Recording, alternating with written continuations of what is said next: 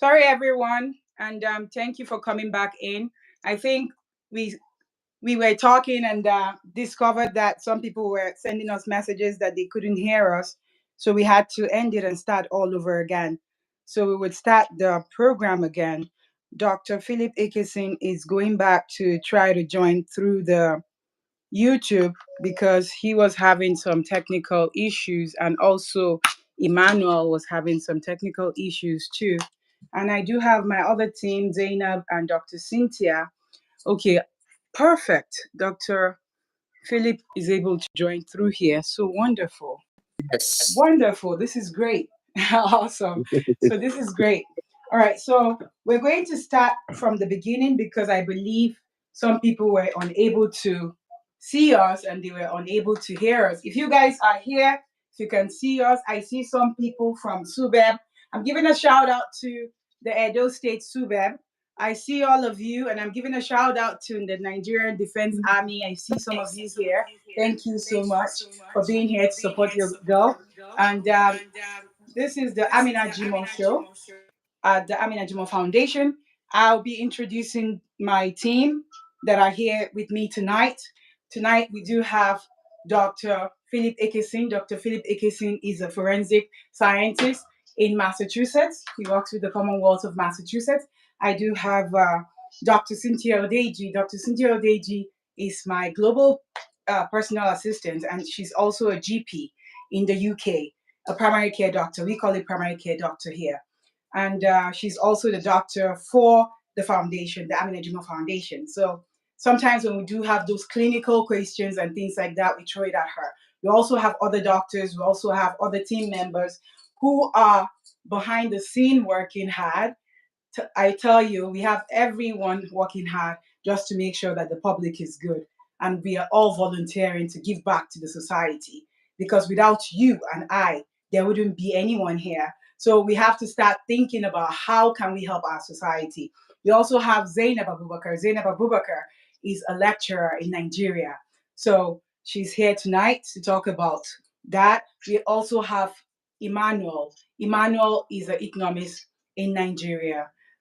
Unfortunately, the South African person, Nicolene Walters, she's the South African coordinator for the Amina Jimoh Foundation. She was supposed to be here tonight, but she's following with the other audience because she has family emergencies. So she's here and she'll be contributing through the text and all that. So I would like Dr. Philip Ekeson to go ahead and introduce himself, and then we can start with the program. Thank you. Again, my name is Philip Ekeson. I have I've been in child welfare for 35 years, dealing with children's and parents' family issues. Thank you for being on the program tonight, and thank you for being a wonderful volunteer team member. And You're now I welcome. would like Dr. Cynthia Odigie to introduce herself. Hi, good evening, everyone. Thank you for joining. My name is Dr. Odigie. I am based in London and I am a GP. That's a family care physician, as you guys see in America. Thank you. Okay. It's a pleasure being on this show. Okay. And I would like Zainab Abubakar to introduce herself, please.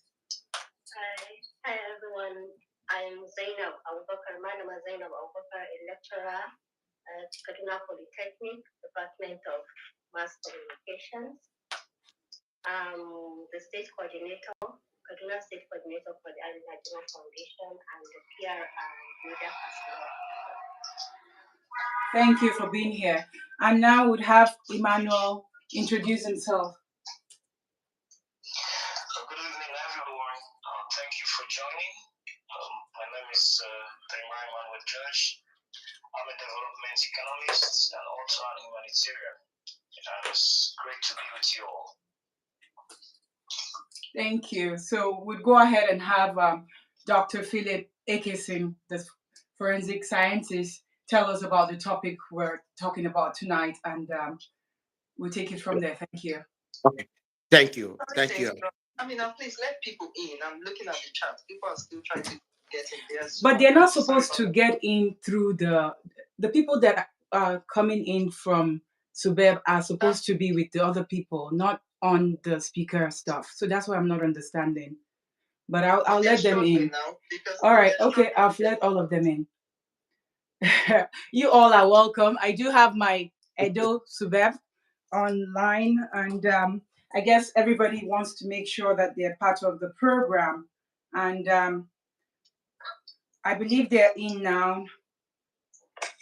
If they're in, are they in?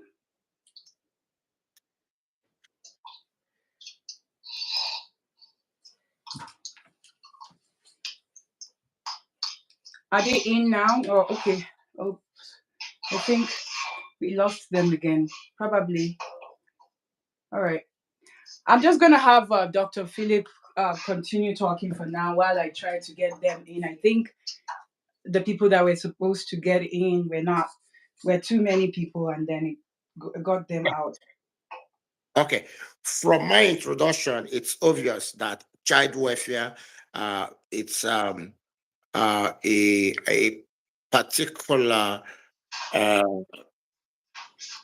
department or kind of subject to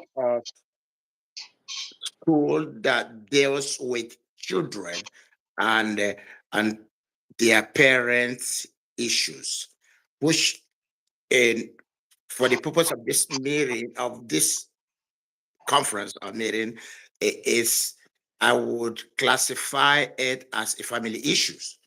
And the family issues we're talking about here is how children and the parents take care of their children, how they are brought up, how they are treated at home, how the parents, what love and interaction that the parents have within the family setting.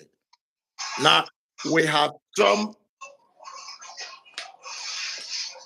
difficulties in Emmanuel, some can you families. mute yourself? Sorry about that. Go ahead.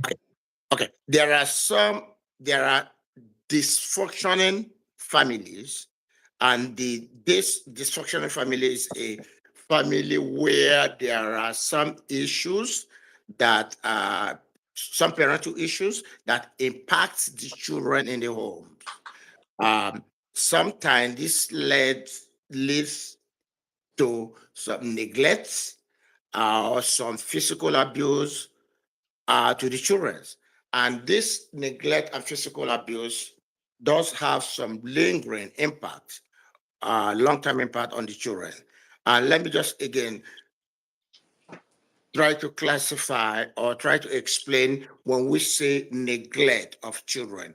When we are talking about neglect, there are at least two type or three type of neglects. You have children that may be neglected due to their educational need, or some children that may be neglected due to their parents' inability to meet their medical need or their nutrition needs. So those are neglects, and those or you can see there are some children who their parents have some difficulties in themselves, such as domestic violence, which again it impacts children when children see parent or exposed when children are exposed to domestic violence in the home. It does impact children. It does impact their general well-being.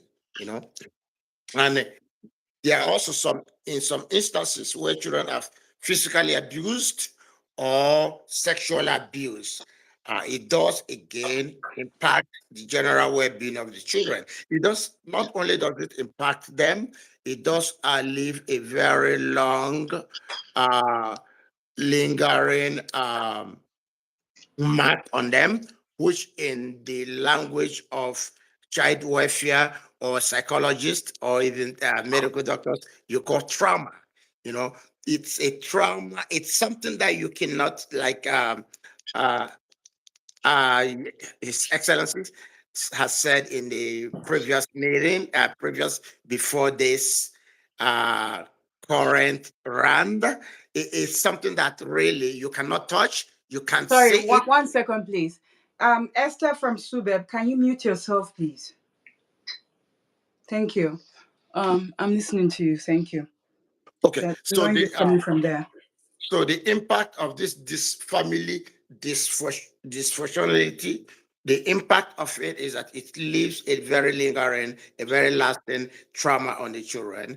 It does that does again manifest in several ways. It could manifest in their behavior, it could manifest in the academic, it could also manifest in their ability to function properly in the society. You know, it does interfere in their schooling.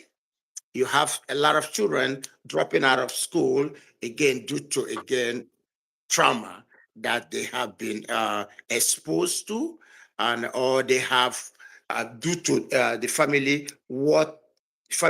the home environment that has created this trauma in the children's.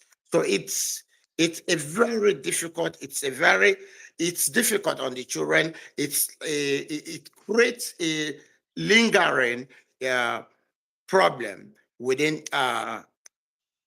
on the children, and they had to carry it for a very long time, and that is why you get some children. You see some children, they are very defiant and they're very oppositional, and then again they drop out of schools. So that's the things that we're working. We'll be discussing this evening. Okay, thank you very much on that. Dr. Cynthia, do you have something to say?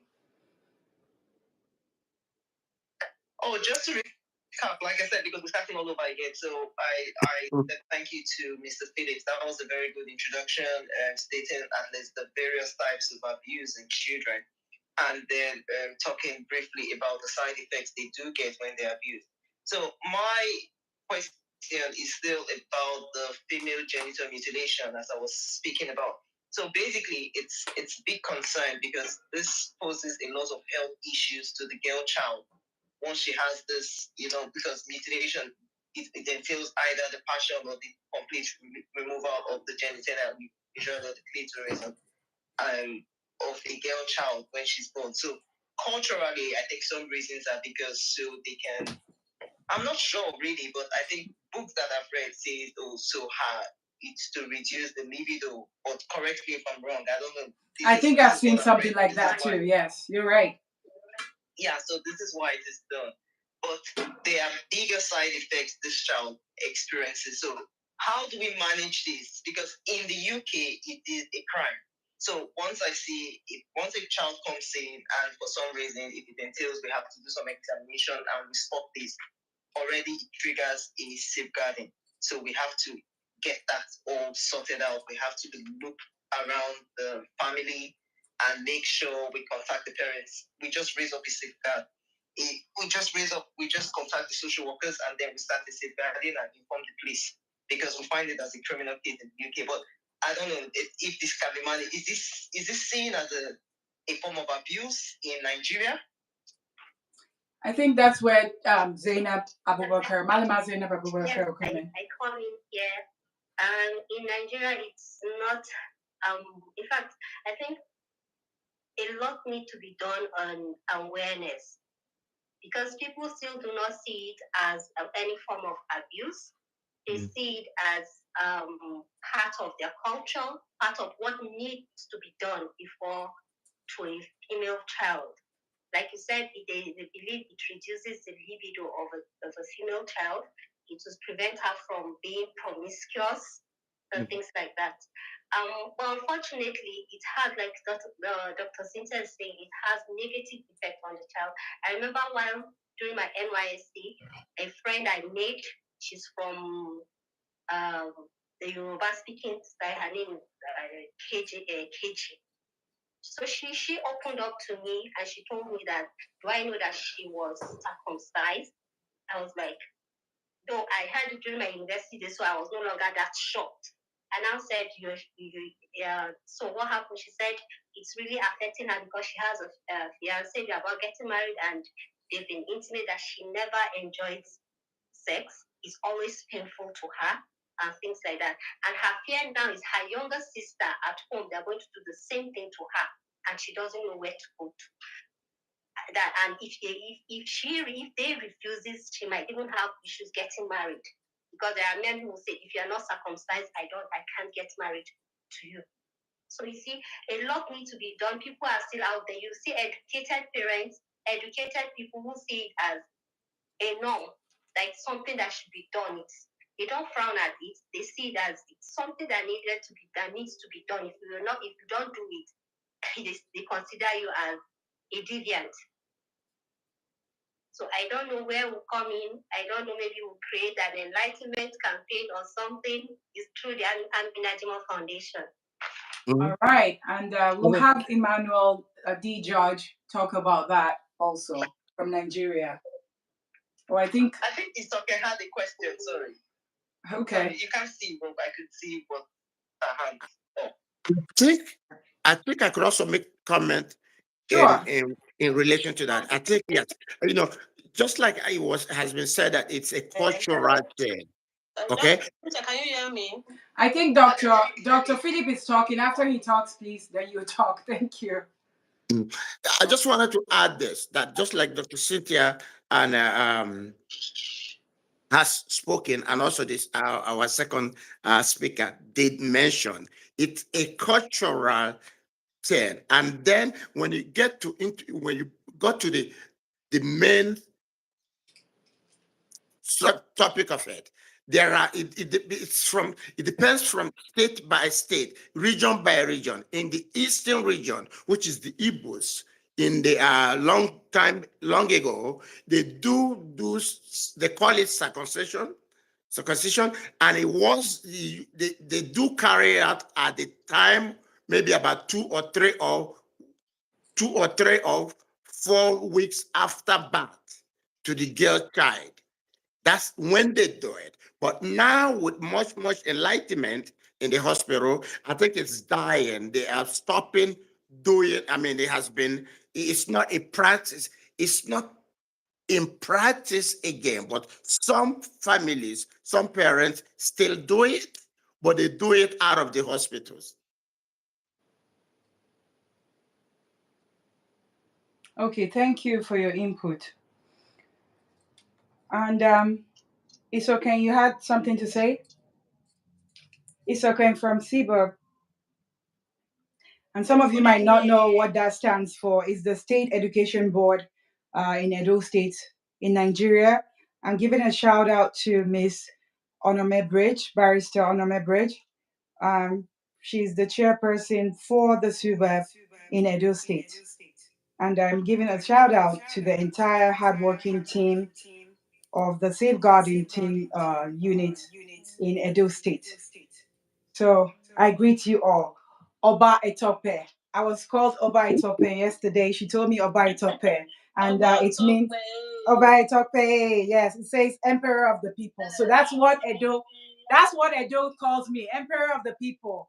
So I'm a queen everywhere. I'm a queen. I'm a Saronian Waje in Gombe State also. Some of you are aware of it. Some of you are not aware of it. Saronian Waje means an ambassador to the an ambassador of the kingdom. So that's what it is, a queen and ambassador of the kingdom. And now Edo State also said it's can you say it again? Because I didn't say it right, maybe Itope. Oba Itope. All right.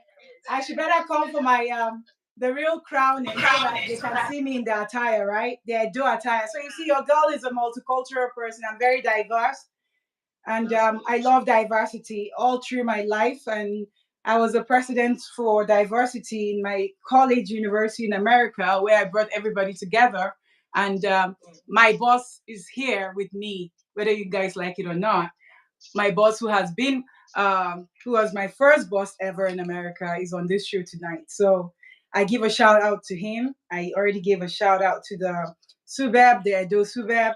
I give a shout out to the Nigerian Defense Army. If you're here, you gotta let me know so I can give you a shout out. If you're not talking, I wouldn't be able to know you're not here. And a lot of people that I'm not making mention of their names because they don't want to be known. So I'll let her talk now, and we'll take it from there. Thank you. Thank you very much, Excellency Madam Amina Jimoh. We appreciate what you are doing for the vulnerable children. I also want to appreciate Dr. Cynthia. And though network has been disturbing, but I've been able to gather 1 or 2 points from what the two presenters have talked about.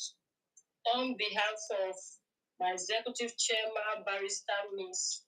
Onome Briggs, I appreciate you all for putting this together and for having us on this show. My director, Mr. Iwodaro, is on this call, and also some of my colleagues, other colleagues like Esther, Fred, and others. So I want to also contribute to what Dr. Cynthia said about genital mutilation. How far is now, how Nigeria handling such a case, or how is it? I would like to reflect or come back home to Edo State. How is Edo handling female genital mutilation? In Edo, is a criminal offense, as you can see it over there. It's according to the VAP law that was domesticated 2021. The female genital mutilation is a criminal offense and is what is forbidden in Edo State. Though some persons still carry out this acts, or maybe unreported or somehow, but to some extent it has really reduced. Even the children being given birth now, those millennial children, I'm not sure in Edo, most of them have not been experiencing female genital mutilation. So, but when we talk about behavioral change, it takes some time. So we expect that maybe with time, with more awareness, according to the speaker, with more awareness, people will see life in the other way to stop it, because it's not actually helping the girl child. It causes a lot of harm and damage to the girl child, which is not good enough. And I also want to contribute to the effects of child abuse. We deal with children. The mandate of the SUBEB is to provide quality basic education and also to ensure the well-being and protection of all our children. We will attest to it that when a child is from an abusive environment, that child cannot learn well. It affects the teaching or the learning process of these children. So that's why the SUBEB as a board came together to establish the safeguarding team to ensure the well-being of these children, to ensure that they learn well and achieve well in school, to see the school as a safe space where they could relate, to connect, to report issues that could affect their academic performance, issues that are happening at home, because we understand that most of these children that attend public school, they are vulnerable. They are children from maybe guardians, children trafficked from Kano, trafficked from very far distance, all the way from Benin. Their parents are far from where they are. So we are trying our best to make the school a safe place, to make teachers not only be a teacher, a counselor, a mother to these children, so that they can open up to tell them what they are experiencing. So far, we have supported more than 200 children experiencing abuse in our ecosystem. And that's why we're seeking collaboration to ensure that these children are given the needed support. Thank you, Amina. Thank you, Dr. Cynthia, for giving me the opportunity to speak. Thank you. You came to the right place to seek the collaboration, and I would have the next person talk. Okay, thank you very much. Good evening, everyone from Nigeria. Good evening. Iwodaro Augustine is my name. I am the Director of Social Mobilization Department, State Universal Basic Education Board, SUBEB, Edo State. First and foremost, I want to appreciate this very foundation, Amina Jimoh Foundation, for this purposeful collaboration. I'm glad this is happening during the time of my honorable executive chairman, Barrister Onome Briggs. In fact, ever since she came to the board as the executive chairman, a lot has been happening. First, I always tell my safeguard officer, that is Mrs. Isoken, that her passion for every child of Edo will take her very far. She has actually affected my work. She has made my work very easy in the state. And the directives she takes from me to ensure that all our children are protected is actually yielding results. Before this time, children pass through a lot without we at the board level even knowing. But we were able to set up a formidable team in all the 18 local governments to ensure that children are counseled, they report back to their counselors. The issue of a child being ashamed to speak up, I think we've been able to solve such problems. A situation whereby a child can easily speak up to a counselor. And we have also done as far as meeting with all our field officers and mandating them to ensure that once they see anything, they must speak up. And it has actually helped in ensuring that we get data, we get information. And by the grace of God, we've been able to prosecute a lot. Great. In terms of the abuse of our children. The reason why I am very much happy is that most of the issues that is being reported to us is being treated accordingly because the Constitution is well spelled out.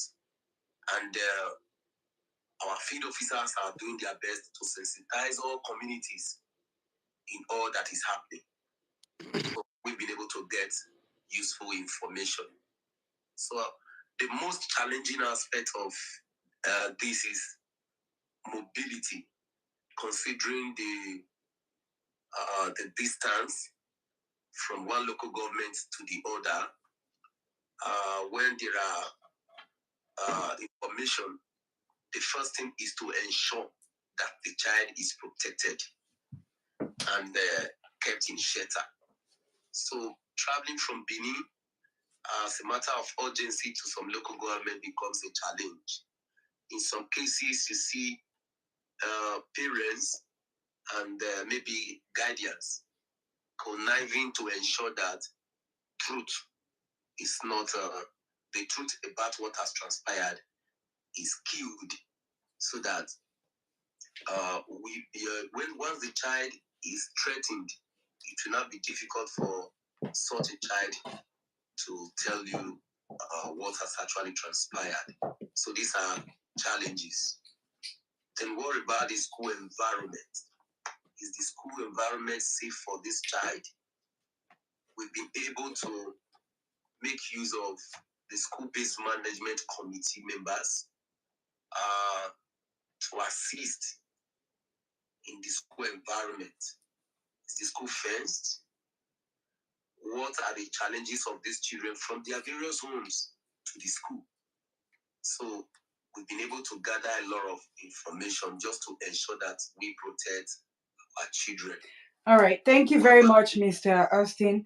I think we're going to go into a global global aspects right now with the topic. Thank you so much for telling us about what is going on in Edo State. And like you said, you got the very best of the best, the Amina Jimoh Foundation, to come out there and help the Edo people. So Obaitokwe, I hope I pronounced it right. So I will still be learning. I have a lot of learning to do.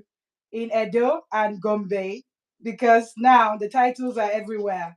Okay, so and we'll take it from there. So I would have Mr. Philip Ekeson go ahead and talk about what we are here to discuss tonight also. Yeah, I think in all this, though, I guess we've just laid down the foundation of this, of what the issue is or the topic. I think I would like to dwell or some interactive question on the impact of all these things that we have just enumerated. What is impact on the children? What is it what impact does it have in their general well-being? What impact does it have in their teenage life, days? What does it have as an adult, when they grow up? So I would like us to really talk on those, um, beginning from my perspective, from what we have seen here in the Commonwealth of Massachusetts, is that kids who are really neglected or abused in their home setting, if not properly treated, if not properly, given a safe, like the last speaker have said, a safe home environment, I think they will not be able to really function as they will not function as an adult, and they would not function as responsible citizens, because you see most of the children who are abused or neglected, in home, they grow up themselves, become an abuser. So those we need to, when we catch them young, with proper intervention, I think they tend to be much in a better better hands. Coming from the Child Protective Services Department, what is a okay home from your view?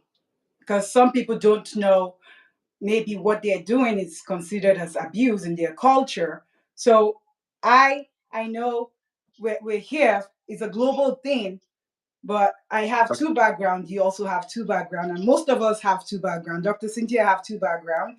Mhm. So what is it that the American way considers to be, um, not okay home? I think from the perspective of child welfare, um, perspective, I think, and I would not use an okay home, but kids are not supposed to be abused or neglected. Kids should be, parents should provide a home environment that is conducive for the kids' general well-being. A dysfunctioning home is a home where parents do not have this capacity to provide a nurturing and thriving home environment for their children. Because we know what this can lead to, or what this can lead to. We know that an abused child would not be able to function very well. And you see, just like we all have this background, we all came from Nigeria. When I was growing up in Nigeria, I mean, it is acceptable to use physical punishment, to use a cane, uh, to flog, and you even in some places as we speak in So it's okay Nigeria. to spank, basically. It's okay to spank a child in Nigeria, is what you're saying. Yeah, Okay. yes, yes. It's so. I wouldn't. It's even more than spank. They whip, they flog. Like Okay. here in America, you can spank children, but you will spank them with an open hand, right? You Right. spank them with your open hand, not with a belt, and not with a whip, or not with a koboko. So those are really, it's an abuse. Okay. All right. And sometimes I believe that children, some people might say, well, we did not physically abuse them. But how traumatic is it for children to see their parents being in an abusive, maybe relationship in a home? again, being in a difficult relationship or okay, let's just come down to it. Children should not be exposed to domestic violence. Children should not be exposed to difficult relationship where you see mom and dad each will pick on oneself and you hear some foul language.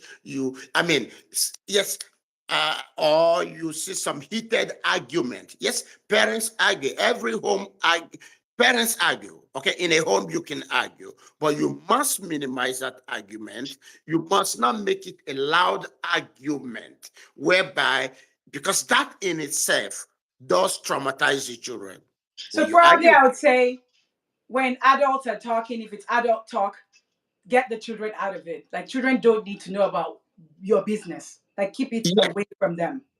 correct. But however, when you take them away, might be mindful that kids knows more than you think they know.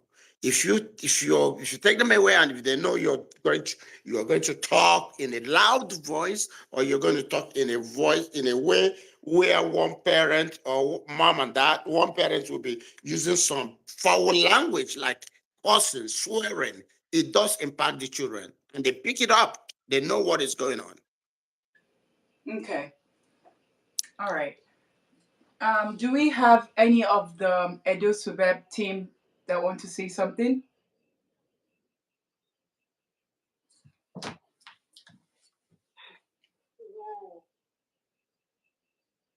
Okay.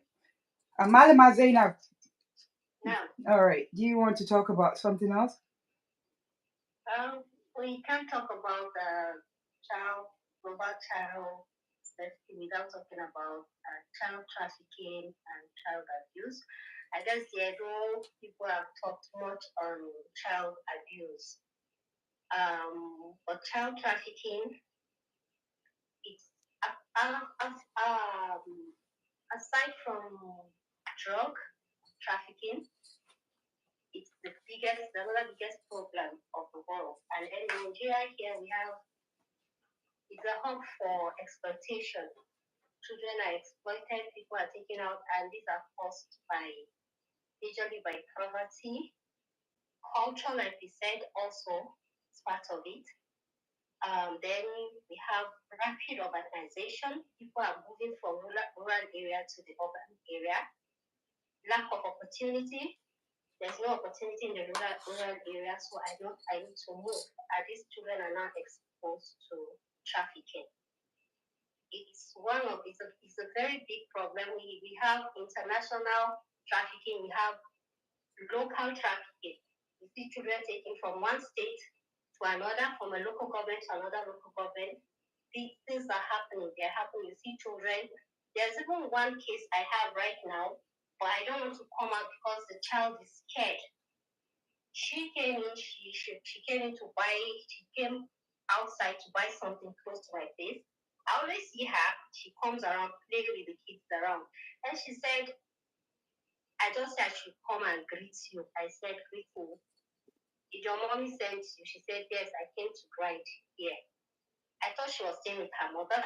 And I said, okay, don't want to greet me. You want to tell me something? She said, yes. I said, okay, tell me.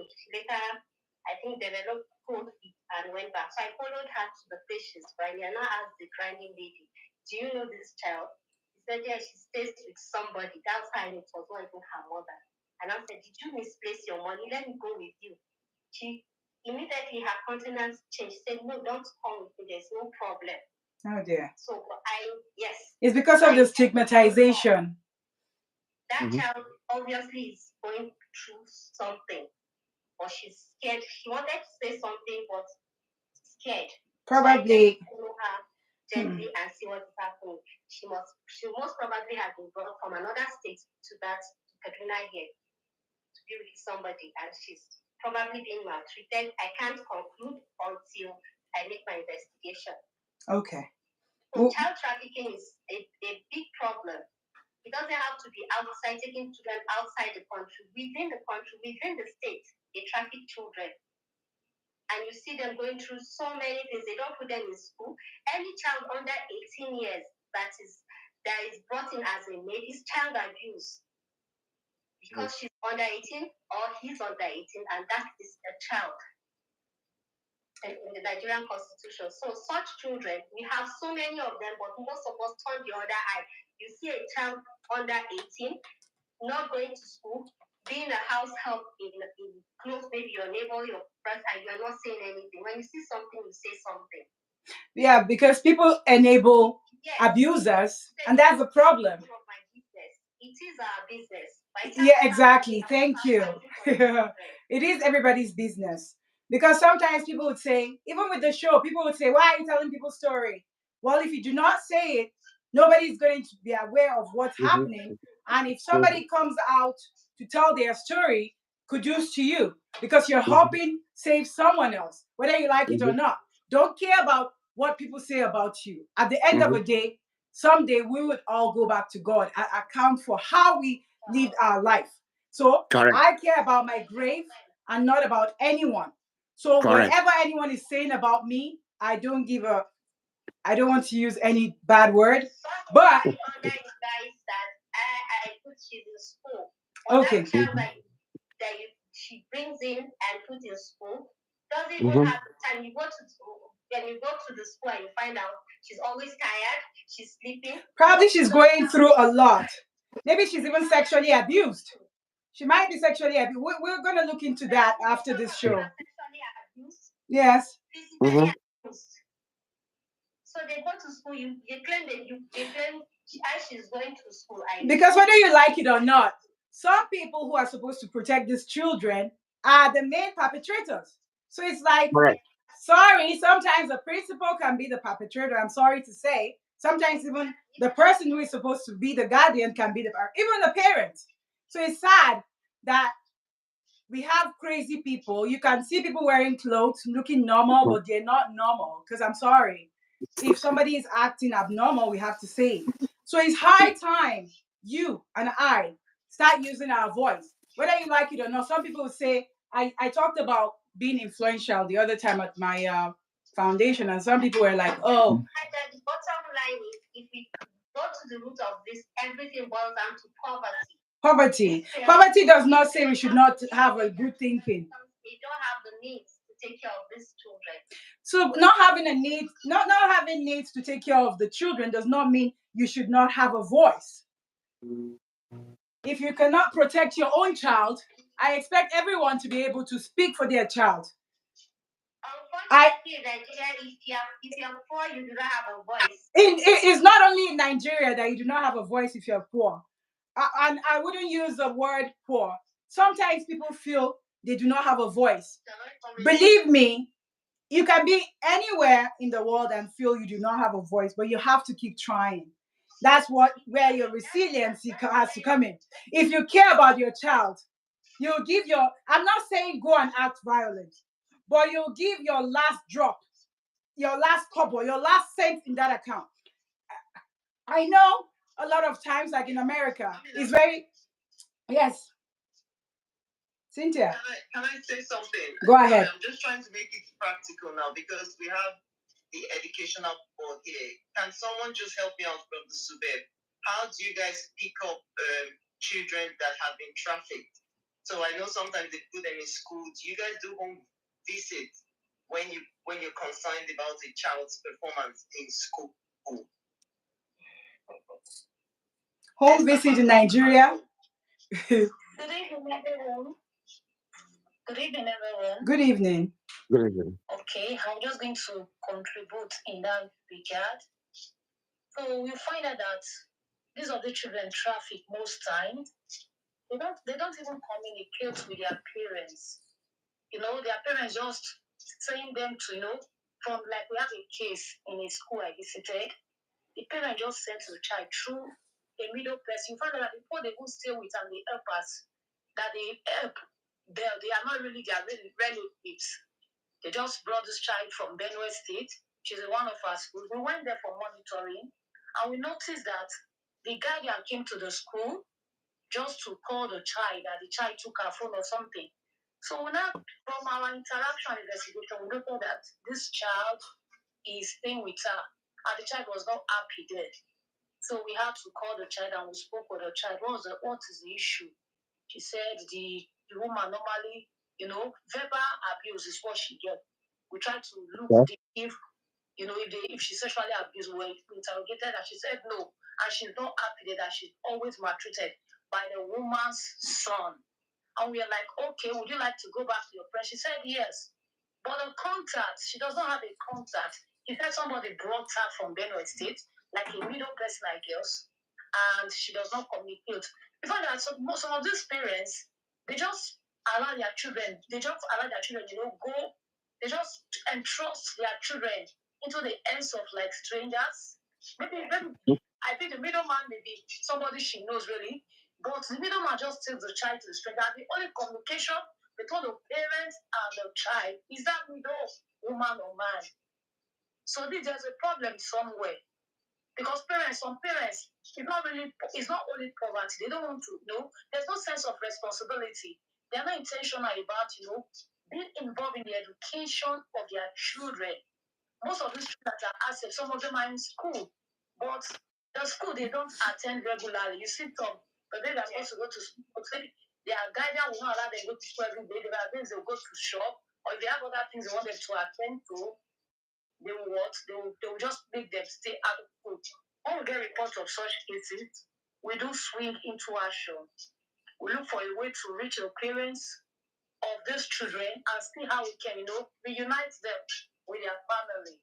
I think it's okay. We have something to add in that regard. Thank you. Before that, Dr. Philip, I would have you log off from Facebook so that Emmanuel can join in, and then we'll be rotating it. And oops, I think we lost the Zoom, but I'll bring them back in. So that's how we're going to get this going. Whether you like it or not, this show is going to go on tonight. So thank you very much. I'll bring you back in, sir. And now I would have Emmanuel to go in. Thank you. All right. You're welcome. Okay. Dalu.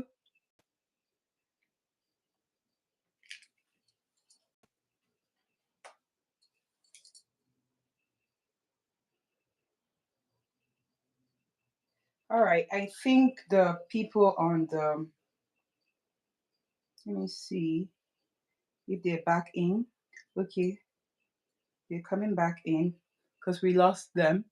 Thank you, everyone. If you're here, do click on share, and do write something so I can give you a shout out, and so I can know you're here. And I'm waiting for Emmanuel. Emmanuel is joining right now. So I have a very good team here at Amina Jimoh Foundation. What am I going to do without all of you? I love you all. Thank you for helping me to make sure that we save the world, and thank you for making sure that this is a global mission transformation.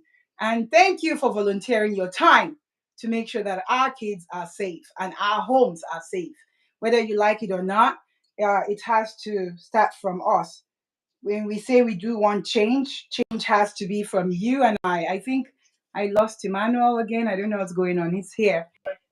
And here I do have Emmanuel D. Judge, and Emmanuel is the Port Harcourt River State coordinator, and he's also our coordinator for the training unit at Amina Jimoh Foundation. He has a lot of roles to play here, so I'm going to let him introduce himself and then talk about the topic tonight. Go ahead, Emmanuel.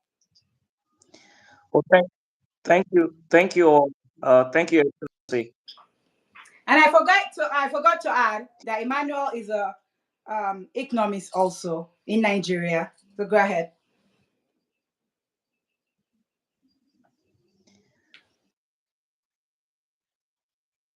The topic we are discussing on is a very important one, and children should be protected, and every child is an asset. Every child is an asset. Having worked in the humanitarian space for a long time, I've spent a lot of time with children. First, as a teacher, I started teaching children, and I've come to realize that child labor is a serious issue. Child labor is a serious issue. And the question is, what is child labor? Because many parents will say, my child should be responsible to help me at home, to do some chores. But child labor is a work that affects the child psychology, that affects the child education, that affects the child even physical health. And I have traveled across this country. I've been to places in Africa. I've seen many children that should be in school, but they are not in school. They've become parents at an early age, at a very early age. They've been forced out to the streets to put food on their table. Sometimes these children are the ones who go and work to even feed their parents. So it is inhumane. It is a call for all of us to reach out to these children. Many of them are suffering a lot of physical abuse, psychological trauma. They are going through quite a lot of it.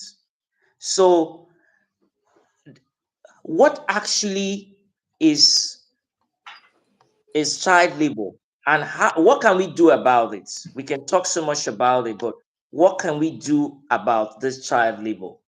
What can we do about it? I think the question for us is that to see child exploitation as a real problem, because most of these parents, they don't see it as child labor. When you have a child that is 6 years old that is out there on the street hawking under a scorching sun, the parents might feel like the child is helping. They don't see that it is actually an abuse for that child.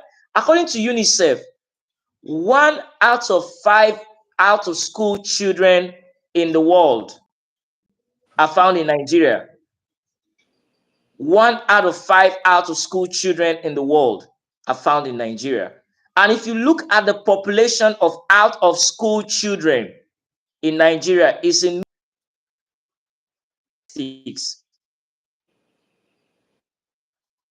10 million. Recently, it should be 18 million. Imagine 18 million out of school children.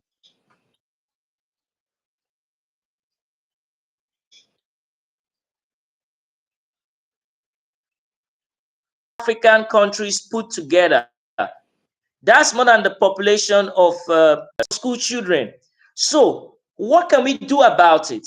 This topic is so dear to my heart because when I walk the streets, I see the kids.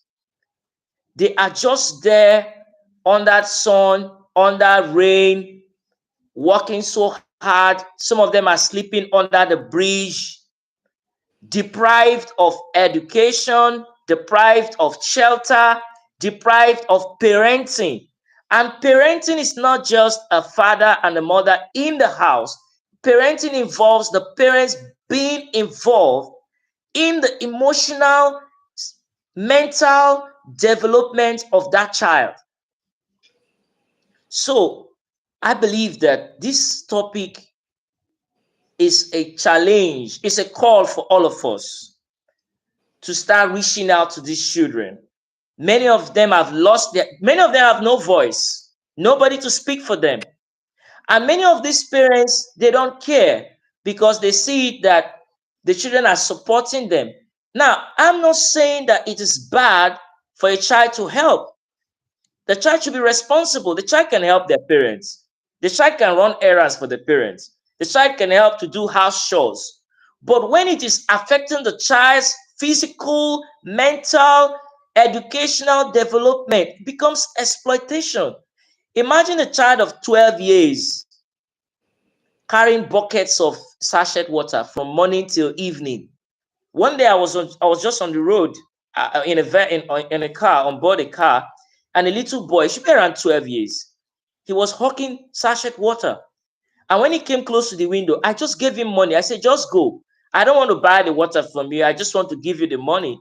Because he was telling me he was hungry. It's a 12-year-old child on the streets, walking the streets under a scorching sun, hawking water.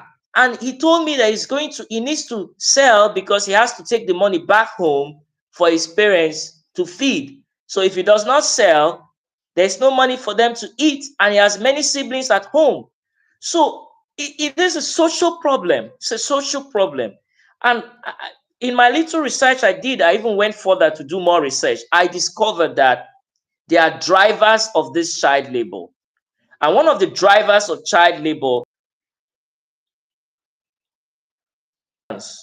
many parents are ignorant of the fact that they are endangering the future of their children. Many parents are ignorant of that fact that they are exposing them, they are making them vulnerable. They are making these kids vulnerable. And organizations, I'm so excited for the Amina Jimoh Foundation, because what we are actually doing is that we are speaking up for vulnerable children. What we are actually doing is that we are empowering and enlightening ourselves on this topic. A lot of people are aware of it, but what we are doing is that we are raising a voice for these children that nobody could speak for them. We are speaking up for them, we are advocating for them, and we are also reaching out to them. So this should be, I wish the government can make this a national project, It will because be. We have to many start great, from somewhere, right? many, We have to start from somewhere. exactly, So it yes, will be. A lot of people are reaching yes, out. yes, So, but I don't just want to put any, everybody in. So we have to filter people, because sometimes I always tell you guys we're like a tree, right? The dead ones will always fall and will always grow. So I always like to do my research before we add people in, because then you don't want to start something good and then bring in bad eggs to come and mess it up. So we're getting there, Emmanuel. So thank you for bringing that up. yeah. Thank you so much. Not to take much of your time, I can also suggest that individually we can also raise more awareness.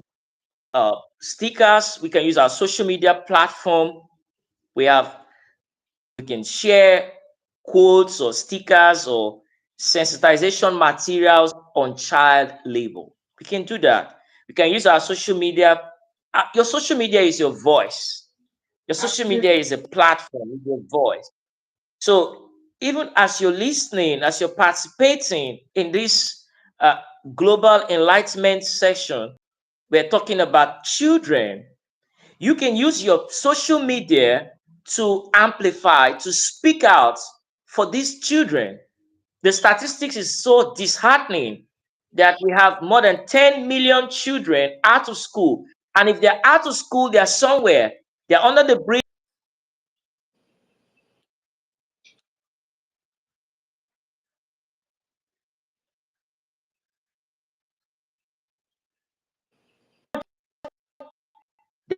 They're on the streets,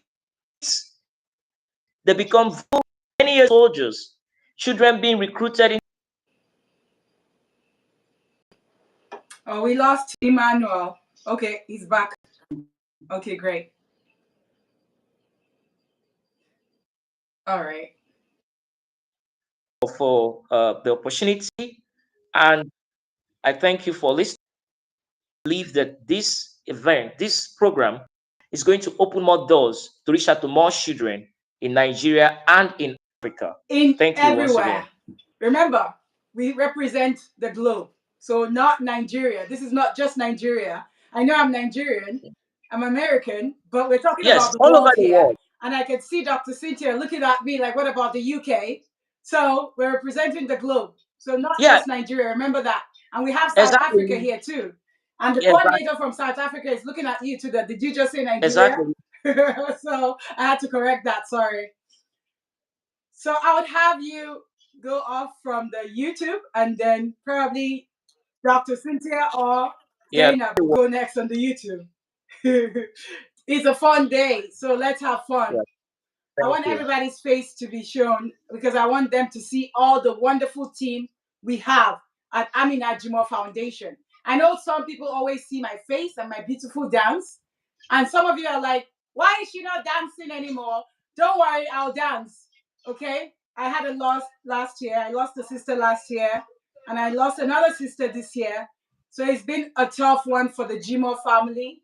But whether we like it or not, you have to have one person who is resilient to make sure that every other person is good, right? So I have a lot of people that look up to me. So even when I'm doing my own crying and mourning my own family, I have to look and say, the masses are there waiting for me. People are out there waiting for me because they call me their voice. Okay? Gombe says Saroni Anwaje. Saroni Anwaje means a queen, an ambassador to the people. And here we have my Edo people too. Huh? I'm a queen everywhere. Even with my own family, with Kwara State, Offa. Some people don't know I'm from Offa. I'm from Offa. I'm a, what would I say, a complete Nigerian. So, Ekabo, Ekason, Ekale, Abi, Alele wa Nigeria, Nageswa, Domina Sonkunanan, Nagodi, Dalu. So I've spoken in 3 different languages, and the chairperson and the Edo people said I'll be learning to speak in the Edo dialect. And I believe the Gombe people too will teach me how to speak. So I have a lot of work to do. And it's not just going to be me learning, it's going to be me and my team because they're always with me. So Zainab or Dr. Cynthia, can you please log into the YouTube? Emmanuel, you can please log out of the YouTube now. Thank you so much. Let me see. I don't know if I sent you the link, Zainab. I believe I will send you the link now. Okay, let's see. Let me send it to Zainab. It's a fun day. My team, we love to walk around the clock. They all volunteer. Aren't they nice? They're just lovely people. They all love to dance too, and they all love music. So it's a good team to have. Emmanuel, you can please log out now. Thank you. All right, Emmanuel has logged out. Zainab, can you kindly try? Okay, you can log off from the Zoom. Thank you so much. So we can see your lovely face. I want everybody, I'm a visual person, so I want everybody to see my team. They did not sleep last night because they wanted to make this happen. So I'm giving a kudos to them and a big shout out to all of them. And like I said, I already gave out a big shout out, but I'm not sure if other people who were here were there when I was giving a big shout out. I'll give a big shout out to Gombe State, and I give a big shout out to the Emir of Gombe, my own second home. I'm a queen over there, so I have to greet them. And Saronia OJ is something that is ambassador for the place. And also, Edo said Oba Itope. So I'm repeating that again. I have to look to cheat to be able to pronounce it. So we're waiting for Zainab to join. Oh, Austin is helping me. What did you say? Oba Tokpeye. Correct. Oba Tokpeye. So I'm Oba Tokpeye. And I checked out. Long live the Oba. Oh, awesome. That's great. And I have my Oba stuff here too. This is from my own choir. You'll be fired soon, Cynthia. You'll be fired. You'll be fired. You'll be fired. I am the Oba in my foundation. How about that?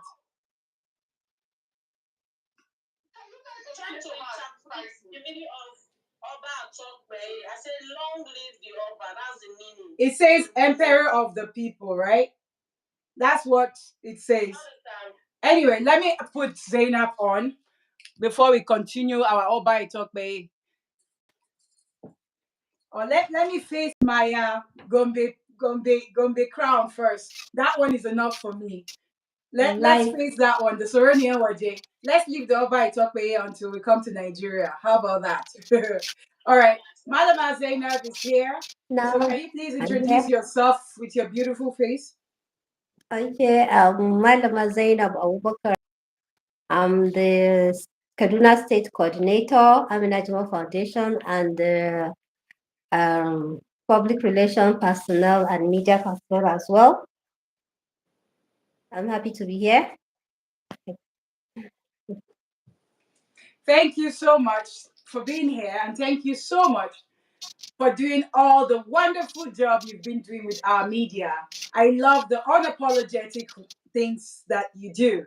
And thank you so much. I love your work. And thank you for the outreach you just did in Kaduna Thank with you. all the Almajiri. Almajiri are children that they bring in from different places. I believe some of them don't, well, they do have parents, but they send them to some part of Study. Nigeria to learn the Quran or so. So we did have the outreach program, and Zainab and Jaffer. Jaffer is the deputy coordinator. They did a wonderful job there. So I'm saying a big kudos to you. We did two outreach programs. One was a day before Salah, which was Ramadan, and they had lovely cooked meals and gave out to the public. And when we saw that people were really hungry, we felt we needed to do more because some people were like, they need to see AJF and they want to see our face again. So we surprised them and we surprised another over 100 people. I'm not sure. I think it's over 100. But I pray that the Almighty God will keep providing so that we can do more. Because AJE is not getting funds from anyone. AJE is doing it on her own. So, and when I say on her own, it's by the grace of God. Not that, well, I'm wealthy in health and in other things, right? And I pray that the Almighty God make me a wealthy woman. But I give thanks to the Almighty God for what He's provided. So sometimes people come to Facebook and question on how I do my giveaways. So I want to be unapologetic to answer your questions here. I do not like people asking me how I should do my giveaways. In the first place, the Amina Jimoh Foundation was open for the underprivileged people, and that's the society where we're supposed to be dwelling on to make sure that everybody's fine. But being that I'm a lover of the people, is why I give my members giveaway, and it's a Facebook group. So with the Facebook group, there is no Facebook money coming in. So I want to make that clear. That is why when I said Zainab was unapologetic, telling people you want to be here, be here. You don't want to be here, you can exit the platform because Exactly. we're only Yes. here to help people. So if you're not giving us Panadol for our headache, don't come and give us a headache because we're Head. helping freely. And I want to make it clear there's no YouTube money coming in and there's no Facebook money coming in. So you want to be part of the Amina Jimoh team, you want to be part of the Amina Jimoh groups or all the Amina Jimoh platforms, be there because you want to be there. Be there because you want to change our society. And don't come in here. I do not pay for followers. I do not pay for likes. I do not pay for love. I do not pay for comments. So exit the platform if you feel the platform is not for you. And sometimes people say, why do you say you're unapologetic? I'm unapologetic to people who do crimes. So I want to correct the narrative tonight. Not that I'm unapologetic to people, because my team know that I would always say sorry if things do not go well, or even to the public. But when I say we're unapologetic on the Amina Jimoh show, Fun. or the Sure. foundation, is because we do not tolerate perpetrators and we do not enable perpetrators. So we'll come for you. If you write anything and you're victimizing the victims or anything, everybody, my team, they don't sleep on that. Anybody can answer you anytime. Yoruba will say, right there. What I said is, we do not go home to get answers because I was raised to be respectful in my own family. But again, they tell me you don't have to come home to give an answer. Whoever disrespects you, face them and respond. I would always respond with respect.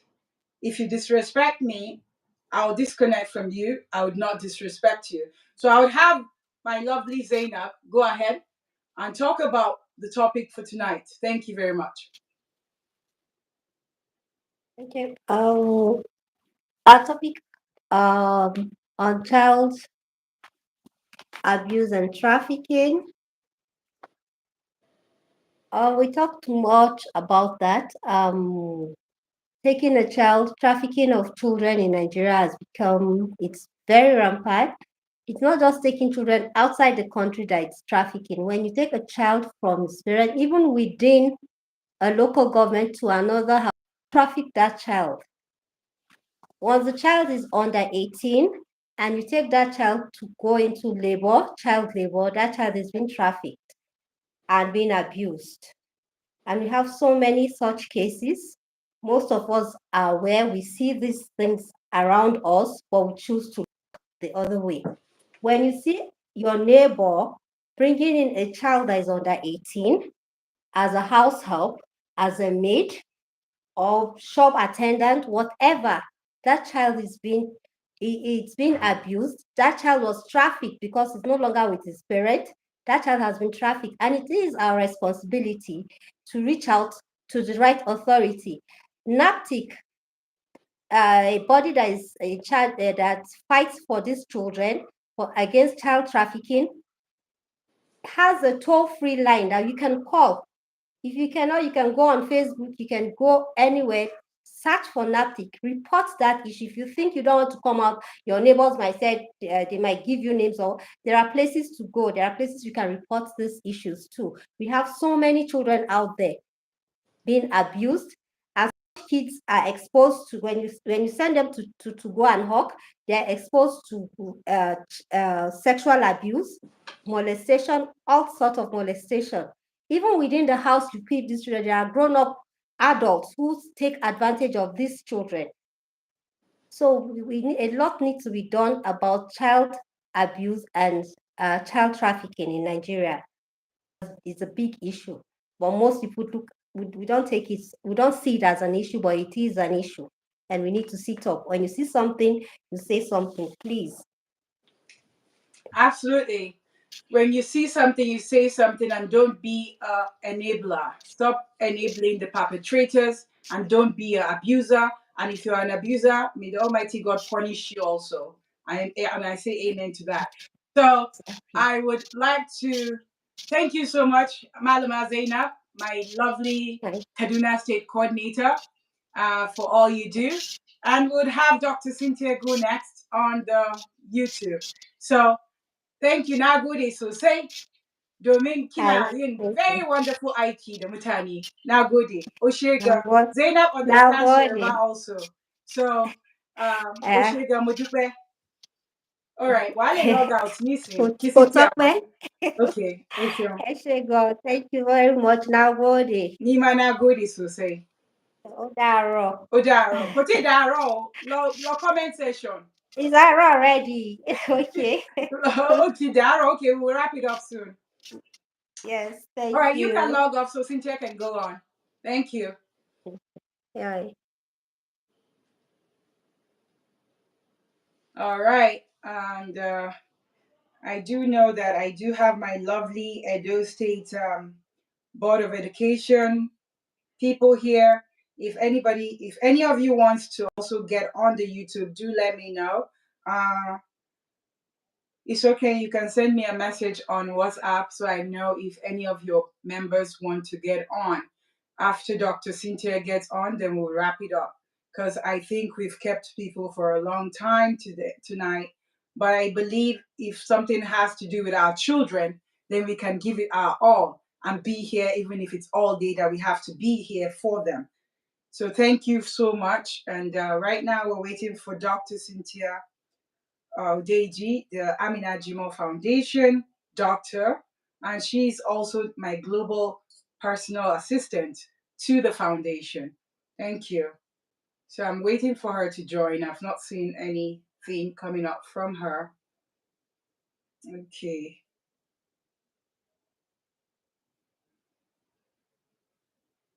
Okay. So it's okay. Let me know if any of your team members from the Edo State Board, SUBEB, want to also join the YouTube so we can wrap it up. Because I know it's already morning in Nigeria right now. It's midnight. Over here it's 6:52 p.m. But I know in Nigeria the time is gone. All right, I'm not seeing Dr. Cynthia coming up. Not sure what's going on. Okay, she said, okay, let me send her a link again. All right. She sent me the laughing emoji. We play a lot here. Self-care is important, right? So, uh, waiting for Dr. Cynthia. Okay, she's here.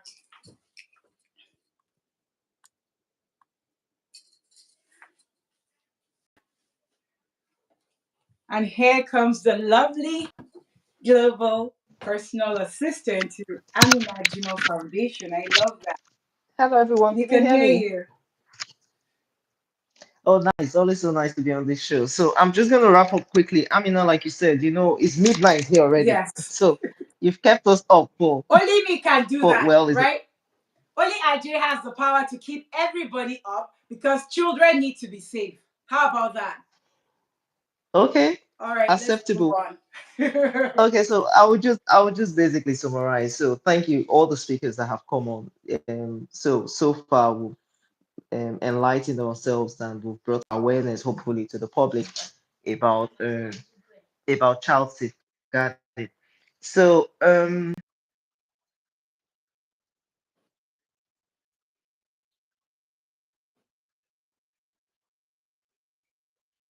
so we are making it more practical. At least we could hear from the education board their struggles, what they go through.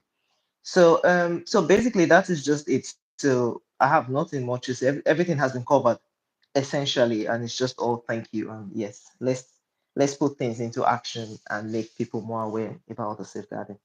Yeah. All right, I believe we can just wrap it up tonight. If anybody has a question, say you can send in your questions because we would like to wrap it up now. If you want to call in, I saw that some people have called in, and Sharifa, who is the Abuja coordinator, and she's the event coordinator also for the Amina Jimoh Foundation. She stated, if you see something, say something. Absolutely, you have to say something. And the security expert Ishaya, the ISP Ishaya is also a police officer and he's our security expert in Amina Jimoh Foundation. He said people need to start speaking up and they should know that the Amina Jimoh Foundation is here. So whether people like it or not, we're listening. So, and we have a good team who are working every time. Mutiu Isa stated that yes, the Amina Jimoh Foundation is here on a global mission. Absolutely. Mutiu Isa is my Nigerian PA, personal assistant, and he's also the Gombe State Deputy Coordinator and also the Bauchi State Deputy Coordinator. Ishaya is also the Gombe State Coordinator and is also the security expert. And also, I believe Ishaya also is the coordinator for Adamawa State. So we have lots of coordinators here, and I cannot keep calling names. Tawa Kaltu Kadri is the coordinator for Lagos State, and we have Stanley Okoro, who is also the deputy for Lagos State. And we have Abubakar, who is the deputy for Plateau State. And Mutiu Isa is also the coordinator for Plateau State. I believe I'm making mention. I hope I did not forget anyone. If I forgot any of you, forgive me. But we have to wrap it up now. So thank you all for coming in. And I love you all. Do share, do subscribe, and do click on that notification button so that you'll be notified when we go live or when any meaningful post is posted. So right now, if nobody has anything to say, I would like to say good night. And I believe it's good morning in the UK and good morning in Nigeria. So I love you all. And huh? I said it's almost morning over here. Usoken said it's almost morning over here. Well, you love children, right? And Yes. and for Edo Do State you to understand? Almost money. reach out to Amina Jimoh Foundation, you have to know that you have to be up. Abiamo Kinsun. I said Abiamo Kinsun in Yoruba, meaning that a parent does not sleep. So if you're a real parent, no matter what time, you get up. That's what we do here. We don't sleep. So that's why I told you guys I lost two people. Some people say, oh, how do you do that? I lost a sister last year and I just lost a sister in March. So So sorry for that. thank you. I just have to be resilient to be here because I know a lot of people look up to me. But I have my own moments too sometimes, and believe it or not, I'm giving a big shout out to my mom because she's on this show too. And my siblings, they are on this show. I'm giving a big shout out to them. And to all my Jimoh family, I love you. And may the Almighty God continue to strengthen us during this difficult time. That even with everything going on, we still look out for the public because that's what we emulated from our parents. And we'll continue to do that because our parents told us not to enable abuse and they taught us not to be enablers. They said we should let everyone emulate the good they've left. So I want to leave a good legacy. And that is why I have this team from all over the world joining me with this global transformation mission. And like I already gave a big shout out to the SUBEB chief executive, Barrister Briggs. Thank you. And thank you to the wonderful Edo team, the SUBEB team, for making sure that children are doing well in Edo State. We'll be talking more on that. And I hope everybody have a wonderful night. And also with the Nigerian Army, the Nigerian Defense Army, I see lots of you commenting. Thank you all for being here. I love you. Without you, there is no AJE. You guys are always getting up there when I need all the security stuff. And thank you to the Nigerian police. They are all here. Thank you, Shaya.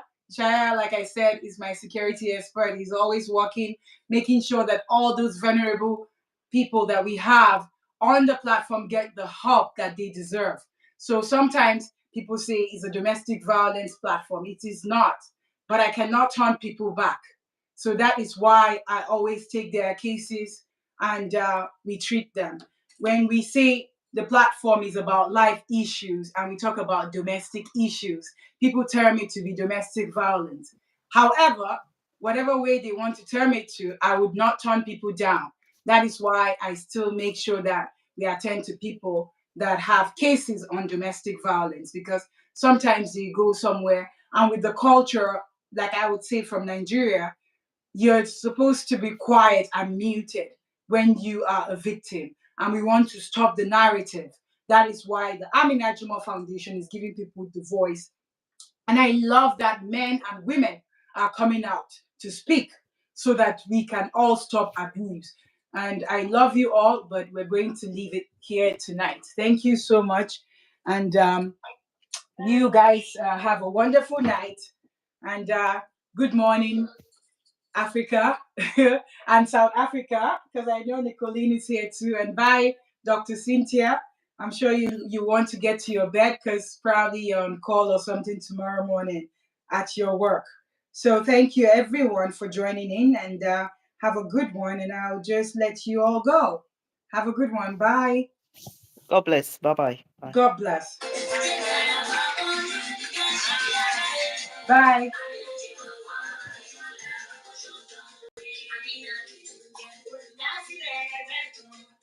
Amina Jimoh Foundation, Amina Jimoh